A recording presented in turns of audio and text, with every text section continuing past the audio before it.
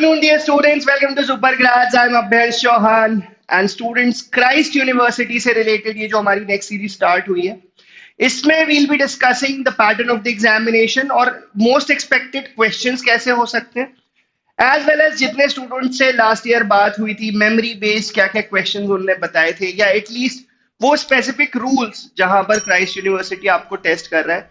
We'll be working on those specific rules in the coming 2 sessions. Christ university का जैसा record रहा है कि Christ university never releases the paper, but what they do is कि वो आपको syllabus तो एटलीस्ट बता देते हैं.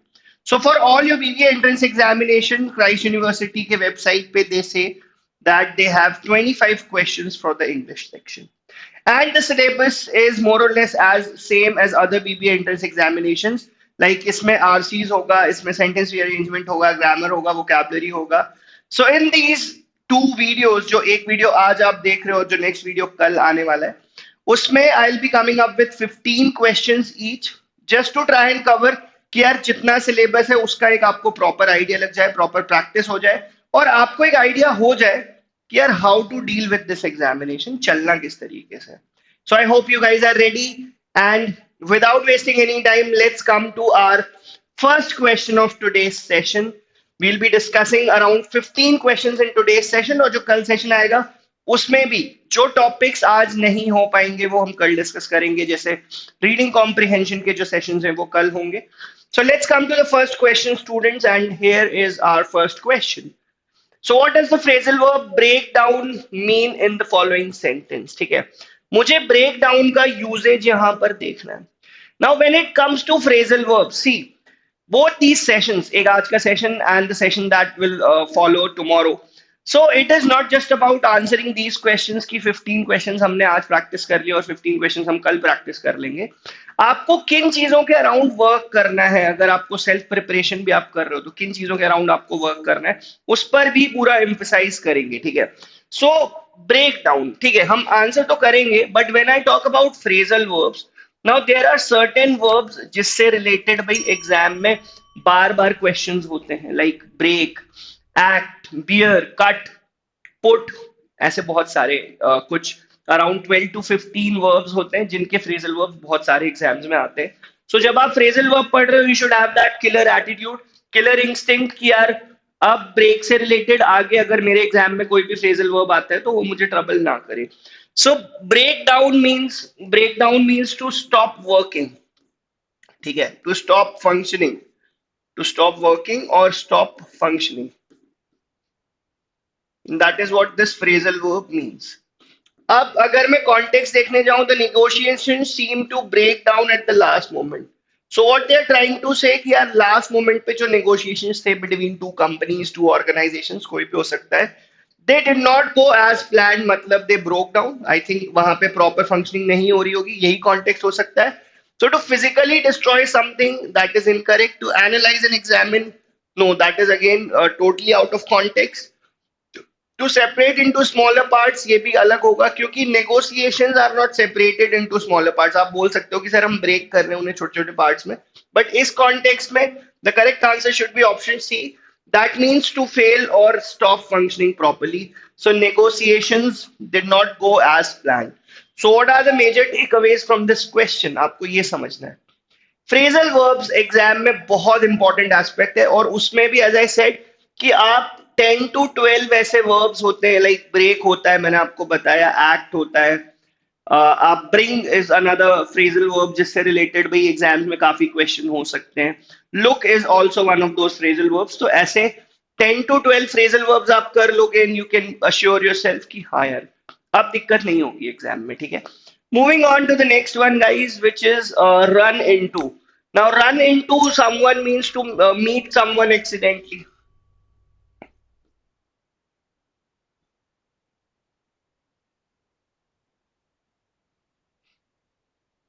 So among the given options, I think option C is again correct. I ran into Sarah at the supermarket yesterday. Run into someone मतलब you meet someone accidentally. So run से related भी जितने भी phrasal verbs हैं that are again of utmost importance. Moving on guys, so there were 2 questions from phrasal verbs. Now sentence rearrangement एक again एक ऐसा topic जहां से आपके एग्जाम में क्वेश्चन बिल्कुल होने वाले हैं. So here I have two questions from sentence rearrangement और दोनों टाइप्स मैंने कवर करने की कोशिश करी. Now this is one type of sentence rearrangement question where the first sentence is static, the last sentence is static, और जो बीच के पार्ट्स हैं, बीच के parts can be in the form of ABCD, they can be in the form of PQRS, उनको मुझे properly arrange करना है. So when it comes to sentence rearrangement आपके पास कई टिप्स एंड ट्रिक्स हो सकते हैं to deal with questions like this. आप अगर ये फिगर आउट कर लो कि पहला सेंटेंस कौन सा होगा, दैट इज समथिंग जो आपको ऑप्शन एलिमिनेशन में हेल्प करेगा. अगर आप कहीं ये फिगर आउट कर लो कि लास्ट कौन सा होगा, वो आपको हेल्प करता है. आप कंसेक्यूटिव सेंटेंसेस आइडेंटिफाई कर लो, वो बहुत ज्यादा हेल्पफुल है. So there are multiple ways in which you can answer questions of sentence rearrangement. Now if I look at this question तो इट सेज, देखो फर्स्ट स्टैटिक है, ठीक है, फर्स्ट फिक्स्ड है. So according to a recent research, the critical period for developing language skills is between the ages of 3 and 5 years, 5.5 years. So the research says कि यार 3 and 5.5 years से reading के लिए भी developing language skills के लिए this phase is very critical. ठीक है. Now अगर मैं options को देखूं students, so I have there are two options that say कि यार A से ये start हो सकता है, then there is this option जो कह रहा है कि B से start हो सकता है, and we have option D as well. Now they say option D में they say this correlation. Now when we talk about correlation, तो correlation किसी दो चीजों के related होता है. अब there are no such two incidents जो यहाँ पर लिखे हुए हो कि क्योंकि इस एज में आप रीडिंग अच्छी करोगे so that will be better for you in school or in the coming years, ऐसा कहीं mention नहीं है. So it cannot start with D, number one. Now let's talk about A. So the read to child has already a large vocabulary and a sense of grammar and sentence structure. Again, ये भी directly first के बाद ये कहना कि it will start with A, that does not make any sense. So these two options can be easily eliminated. Now I'll tell you why I'm choosing option B. So option B says children who are well read to in these years. Now what does this these years signify? जो years already वहां पे part 1 में mentioned थे, the years between the age of 3 and 5.5 years. So this makes sense कि हाँ B से ये start होगा. These years have a far better chance of reading well in school, indeed of doing well in their subjects. This correlation, so there's a correlation between, यहाँ पे again दो बातें हैं. So as I said, correlation तभी हो सकता है जब दो बातें हो. So BD, then they tell you a reason कि ये correlation क्यों है. The reason is actually quite simple, that the read to child already has a large vocabulary and a sense of grammar and sentence structure. So BDCA is the correct sequence as far as this question goes. So आपको अगर ये identify हो जाता कि sir first sentence कौन सा हो सकता था, that would have worked wonders for you. उसके अलावा और कुछ देखने की जरूरत नहीं थी. Right guys? So that was about this question of sentence rearrangement. Then another type of sentence rearrangement question, another type जिसमें कोई static first कोई static last जैसी चीज नहीं है. You have 4 sentences, उनको आपको एक proper order में arrange करना है. So इसमें भी if you can figure out कि सर पहला कौन सा हो सकता है ना, that will work wonders for you. And as I can see, option 2 अगर आप read करो, so it says beginning in 2024 with the 96 Oscars, films hoping to qualify for the Best Picture category will have to meet inclusion standards both on camera and behind the screens. अब आगे क्या discussion हो सकता है कि inclusion standards में on camera क्या होना चाहिए, behind the screens क्या होना चाहिए. So बस इसी बात को आगे build होते कहाँ पर हम देख रहे हैं, we can see that in option 4, that to meet the on screen, देखो सबसे पहले on camera लिखा हुआ, that means on screen. So to meet the on-screen representation standard, at least one of the lead actors or a significant supporting actor must be from an underrepresented racial and ethnic group. ठीक है. अब next क्या है कि भाई other standards क्या है, they involve filling the ranks behind the scenes. As I said कि पहले on-screen बात होगी, फिर off-screen बात होगी. So 2413 should 2431 rather 2431 is the correct sequence when it comes to question number 4. So sentence rearrangement में फिर से वही बात important है कि आप ये देखो कि first sentence जो होगा वो किसी issue के अराउंड होगा, कोई चीज डिस्कस होगी वहां पर कि बात कर किस बारे में रहे हैं, then they will provide additional information and then they will try and conclude that. ठीक है, तो ये पैटर्न फॉलो होता है when we talk about sentence rearrangement questions. Now here are some vocabulary based questions, vocabulary based fillers. तो as far as the syllabus is concern, syllabus में लिखा हुआ है कि there will be fill in the blank questions, but वो fill in the blank questions vocabulary based है, grammar based है, ऐसा मेंशन नहीं किया क्राइस्ट यूनिवर्सिटी में। So what I have planned is कि कुछ क्वेश्चंस वोकैबुलरी बेस्ड आज के सेशन में देखेंगे, और जो कल वाला सेशन होने वाला है उसमें there will be grammar based questions. ठीक है, so if I read this question, अब कैसे मैं डिसाइड करूं, कैसे मैं कॉन्टेक्स्ट समझूं? सबसे पहले मैं इजी वर्ड आइडेंटिफाई करूं कि what could be that easy word जो मैं यहाँ पे फिल कर सकता था। ठीक है, so on an aptitude test in 1986, an argument posited that the possibility of conducting banking transactions from home was as likely as flying cars. An argument that sounds dash today when such transactions are commonplace. So the argument said कि यार banking transactions घर से करना और flying cars देखना both are equally unlikely. But today we see कि banking transactions हम घर से कर पा रहे हैं. So for today मैं ये कहूंगा कि जो ये argument था, it seems a bit silly, it seems a bit ridiculous. So अगर मैं easy word choose करने जाता तो silly would have been my answer, but ठीक है, silly option में नहीं है. So what is the correct answer? Now prescient means having the before knowledge, yeah, having prior knowledge. ठीक है, pre means before and science is science is related to science, so having prior knowledge, that is what prescient is. Preordained is again out of context, so the correct word should be preposterous. Preposterous means silly and ridiculous. So now, as far as this argument is concerned, आज के समय में अगर इस argument की मैं बात करता हूं तो इट सीम्स सिली कि यार फ्लाइंग कार्स और बैंकिंग ट्रांजैक्शंस घर से कर पाना दे आर इक्वली अनलाइकली, ऐसा आज के समय में it is not valid. Moving on to the next question, guys. Now here again, vocabulary based filler. मैं बार बार आपको ये बोलता हूँ कि why do I have these questions? यार सिंपल सा रीजन है, दोनों वीडियोस में ना मेरा सिर्फ ये टारगेट है कि जितना भी सिलेबस मेंशन्ड है वेबसाइट पर उसके हर तरीके के क्वेश्चन से आप यूज टू हो सको. ठीक है, so if I see this question, December's earthquake was but a dash to a terrible year for a small island nation recently racked by civil strife and devastating tropical storms. Now this island nation, इसमें यार पूरे throughout the year यही चल रहा था. क्या चल रहा था? That it was racked with civil strike, civil war चल रहा था and tropical storms. So अब साल भर से ये चल रहा था और दिसंबर में earthquake आ गया. So don't you think कि एक तरीके से ये conclude हो रहा है, एक तरीके से end हो रहा है. ठीक है, so conclusion से related मुझे word चाहिए था and that word is coda among the given options. Now prologue, log and loc, this is for speech. ठीक है, सो प्रोलॉग क्या होता है? अभी किसी प्ले के पहले जो उसके रिलेटेड इंफॉर्मेशन प्रेजेंट करी जाती है, that is what a prologue is. Now what is catharsis? Catharsis is emotional outburst. Emotional outburst, भाई आपने वो मूवी देखी होगी ना कि कार्तिक आर्यन का एक मूवी है जिसमें ही गोज ऑन टू से कि यार प्रॉब्लम ये है, प्रॉब्लम वो है, so that is he is bursting out his emotions. ठीक है, so that is what catharsis is. And rampage is something that is devastating, that is devastating. So it is not related to devastation. The correct word that we need here is ऐसा कि जो conclude कर रहा है कि यार already throughout the year इस island nation में इतनी प्रॉब्लम चल रही थी और दिसंबर में earthquake और आ गया. So that is a conclusion, right?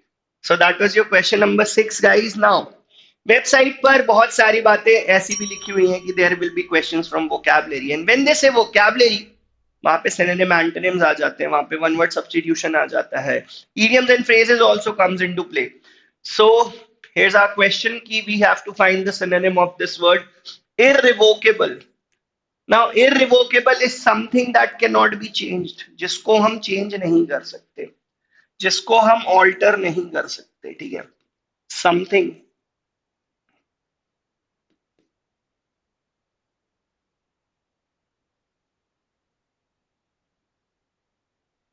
something that cannot be changed. So the correct answer will be unalterable. अगर मुझे इसका antonym देखना होता तो change is an antonym, reversible is also an antonym, but question में क्योंकि synonym पूछा था, so the correct answer should be option C. Moving on to the next question, students. Now we have to find the synonym of this word abundant. सो यार words में मैं आपको हमेशा सारे सेशन में यही चीज बताता हूँ कि थीम बेस्ड वोकैबुलरी हमें डेवलप करनी चाहिए. When I say theme based vocabulary, अब अबंडेंट अगर आप कहीं पढ़ रहे हो ना, so you have to make sure कि अबंडेंट से रिलेटेड उसके जितने सिनोनिम्स है सारे मैं लिख लूं एक जगह पे. आई शुड हैव नॉलेज कि भाई प्लेंटीफुल क्या होता है, मुझे पता होना चाहिए कि कोपियस क्या होता है, मुझे पता होना चाहिए एम्पल क्या होता है, व्हाट इज प्लेथोरा. ठीक है. सो whenever you see this word abundance, दिमाग में ये सिनोनिम आने चाहिए. सिर्फ सिनोनिम ही नहीं, दिमाग में एंटोनिम्स भी आने चाहिए. आपके दिमाग में आना चाहिए कि sir scarcity is also one of the antonyms, dearth is also one of the antonyms, paucity is also one of the antonyms. So that is what I say when I mean कि यार killer attitude आपका होना चाहिए.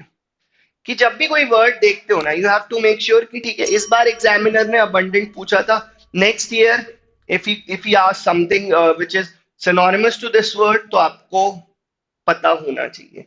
ऐसा बिल्कुल नहीं होना चाहिए कि आप वहां पे स्टक हो गए कि यार ये नया वर्ड कहाँ से आ गया. जब वो अबंडेंट आपसे पूछ रहा है तो वो अपनी तरफ से आपको कह रहा है कि बेटा इसके सिनोनिम तो कर ही लो कम से कम.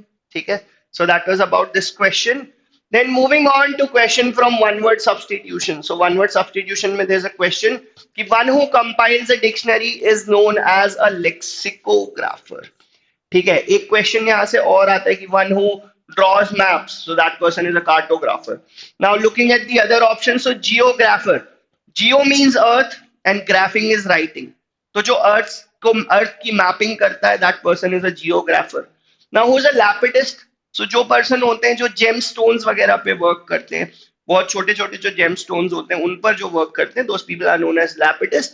And linguist is a person whose interest is more in languages. So the correct answer for this question should be lexicographer.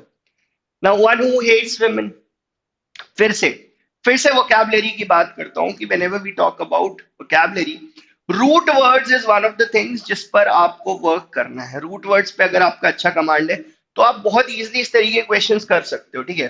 For hatred we have this word mis, and for women we have this root word gyne. So it goes without saying that the correct answer should be misogynist, misogynist, जिस भी तरीके से आप इसे pronounce करना चाहते हो. Now this phil root word is for love, anthrop root word is for humans. So one who loves human beings is a philanthropist. One who hates human beings is a misanthropist. Then aesthetic are people जिनको worldly materialistic pleasures इन चीजों से कोई लेना देना नहीं है, वो जाके पहाड़ पे बैठ गए. पहाड़ पे बैठ गए मतलब कि they do not want anything in their life. बिल्कुल साधु संत टाइप के जो लोग होते हैं, those people are aesthetic. Now mesogamist, so mes is again for hatred and gamos is for marriage. So one who hates marriage is a meso chemist. ठीक है. सो इस तरीके से आपको बिल्ड करना है अपना scope. Like I always say कि सिर्फ क्वेश्चन आंसर करने तक लिमिटेड नहीं रखना. Now let's talk about a few error detection questions. So error detection questions में आप अगर गलती हो रही है आपसे, तो गलती एरर डिटेक्शन क्वेश्चंस की नहीं है, गलती ये है कि आप ग्रामर अच्छे से नहीं कर रहे हो, आप ग्रामर के बेसिक रूल्स आपने नहीं पढ़े. सो if I look at this question, it says Zoya Akhtar, who conceived, co-authored and directed a number of good films, was one of India's most talented filmmaker. Now here, this question is from subject verb agreement. Error detection के question में students, मैं हमेशा बच्चों को यही बात बताता हूँ कि आपको error ढूंढने नहीं जाना है, error खुद उठ के आपके पास आता है. अगर आपको सारे रूल्स पता है तो error खुद आपके पास आएगा. So error subject verb agreement में एक रूल होता है भाई कि whenever a sentence has one of, तो उसके साथ जो नाउन हम यूज करते हैं that is always plural, but the verb that we use is always singular. Why it is singular? Because of one of. So out of the many film makers that we have in our country, उसमें से किसी एक की बात हो रही है. So as I said, out of the many film makers, so it should be film makers and not film maker. So there was error in part C of this sentence. ठीक है? So ये आपका subject verb agreement का एक बहुत important rule था. Next, let's move to the next question. अब यहाँ पे what do we have? We have a question from tense. Tense का again बहुत basic rule है कि with did and did not we always use first form of the verb. So Mohit did not went. अब मैं went तक आके ना मैं आगे पढ़ने भी नहीं जाऊंगा. मुझे नहीं फर्क पड़ता कि आगे क्या लिखा हुआ है, कितना लेंथी सेंटेंस है, 4 लाइंस का सेंटेंस है, 6 लाइंस का सेंटेंस है, मैटर नहीं करता. मुझे तो मेरा एरर आइडेंटिफाई हो गया है ना कि with did and did not we always use first form of the verb. So it should be Mohit did not go to the school. P is the correct answer in this case.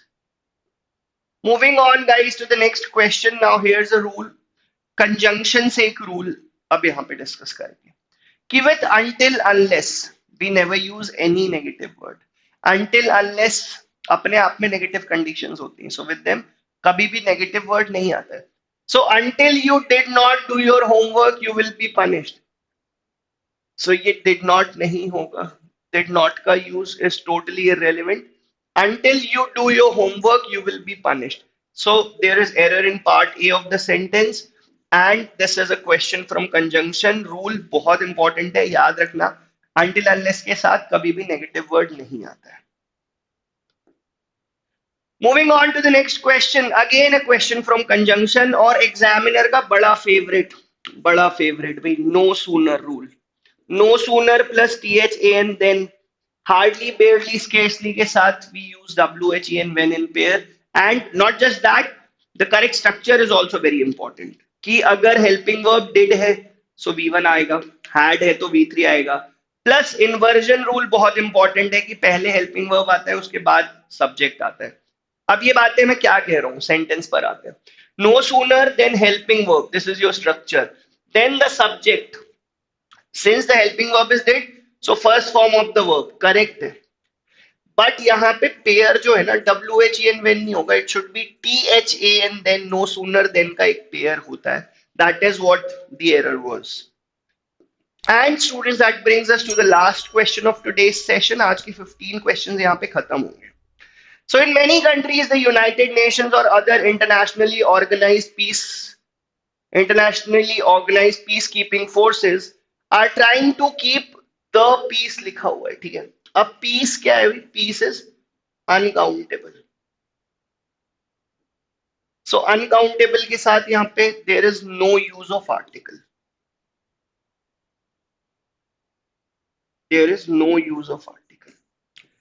So these were some of the rules which were very important, and that was your video number 1. I'll be coming up with the next video tomorrow where we'll be having questions from reading comprehension as well. To hope to see you guys there. I hope you guys enjoyed the session. Thank you so much. Bye bye.